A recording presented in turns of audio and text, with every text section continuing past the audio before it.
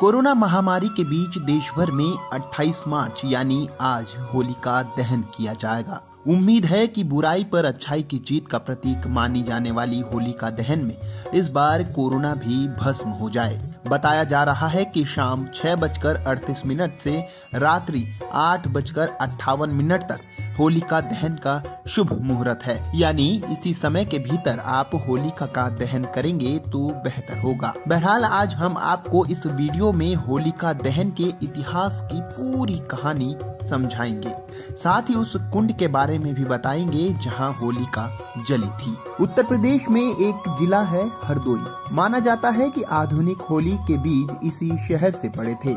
आज की हरदोई को तब हिरण्यकश्यप की नगरी के नाम से जाना जाता था।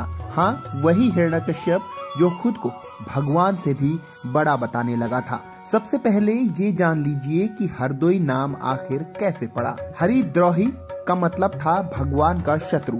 हिरण्यकश्यप भगवान को बिल्कुल नहीं मानता था, इसलिए हिरण्यकश्यप की राजधानी का नाम हरिद्रोही था, जो आज का हरदोई नाम से जाना जाता है। प्राचीन काल से ही मान्यता है कि इसी हरदोई में हिरण्यकश्यप की बहन होलिका जलकर राख हो गई थी और उसी के बाद यहाँ के लोगों ने खुश होकर होली का उत्सव मनाया था।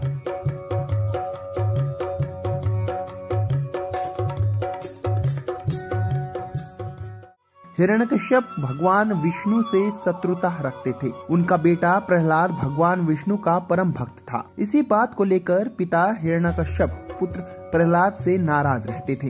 हिरण्यकश्यप ने अपने बेटे प्रहलाद को प्रताड़ित करने के लिए कभी उसे ऊंचे पहाड़ों से गिरवा दिया, कभी जंगली जानवरों से भरे वन में अकेला छोड़ दिया। पर प्रहलाद की ईश्वरीय आस्था टस से मस न हुई और हर बार वह ईश्वर की कृपा से सुरक्षित बच निकला। जब हिरण्यकश्यप को कोई उपाय नहीं सूझा तो उसने अपनी बहन होलिका को बुलाया और प्रहलाद का वध करने के लिए कहा। आपको बता दें कि होलिका को आग में न जलने का वरदान मिला था। हिरण्यकश्यप ने बहन होलिका से बेटे प्रहलाद को लेकर अग्निकुंड में बैठने के लिए कहा, जिससे प्रहलाद जलकर भस्म हो जाए। लेकिन भगवान की कृपा से हुआ उल्टा, यानी होलिका जब प्रहलाद को लेकर अग्निकुंड में बैठी तो उनकी शक्ति कमजोर पड़ गई। होलिका खुद जलकर राख हो गई और भक्त प्रहलाद बच गए। आपको बता दें, हरदोई में आज भी वो कुंड मौजूद है जहां होलिका अपने भतीजे प्रहलाद को लेकर अग्नि में बैठी थी। होलिका के जलने के बाद भगवान विष्णु ने नरसिंह का अवतार लिया